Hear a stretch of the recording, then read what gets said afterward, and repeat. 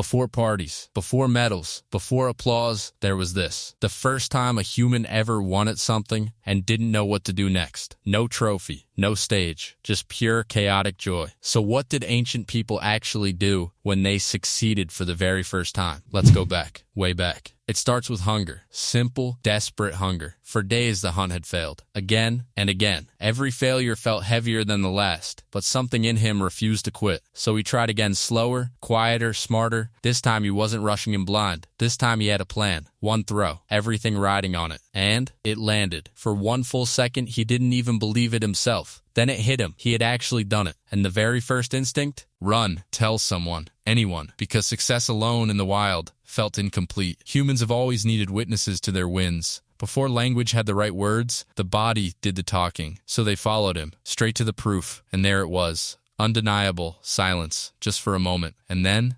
chaos. Beautiful, noisy chaos. This is where celebration was born. Not with words, with rhythm. Stomping feet were the very first drumbeat. Clapping hands were the very first applause. And howling, that was the very first cheer. No instructions, no practice, just instinct taking over. Then came the real work, bringing the prize home. It wasn't just food anymore. It was a story now, and every story needs an audience. Even the smallest members of the tribe understood something big had happened, and the oldest among them recognized it instantly, because they'd seen this feeling before. Rare but sacred. It was time to build something bigger than a fire. It was time to build a celebration. Fire wasn't just for warmth anymore. It was the centerpiece of joy. The first big success meant the first big feast. And a feast changes everything about how a moment feels. Suddenly, Stick Guy wasn't just a hunter anymore. He was the one people pointed to, the one people talked about.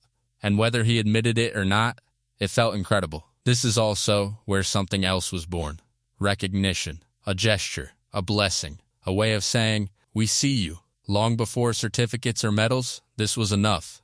Being seen by your people, that was the reward. And the celebration had one more sacred rule. Success was never meant to be eaten alone.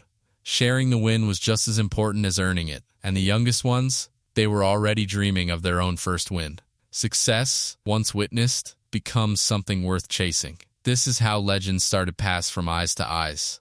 Fire to fire. Because after the feast came something even more powerful, the retelling. The story of the hunt started to grow a little bigger. The animal got a little larger with every telling. And Stick Guy, he didn't mind one bit. This was the first taste of something humans would chase forever. Not just success, but being remembered for it. But this wasn't just about one hunt or one hungry night. The same celebration happened everywhere humans had a first. The first time a planted seed actually grew.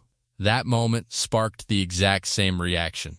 Disbelief, then joy, then noise. They danced around a single plant like it was a miracle. The first time fire was created on purpose, not found by accident, the reaction was almost identical. Stunned silence. Then an explosion of celebration.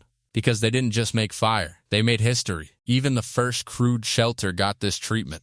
The first structure that didn't fall down was treated like a palace. And once again, everyone came to witness it. Different achievements, same ancient instinct.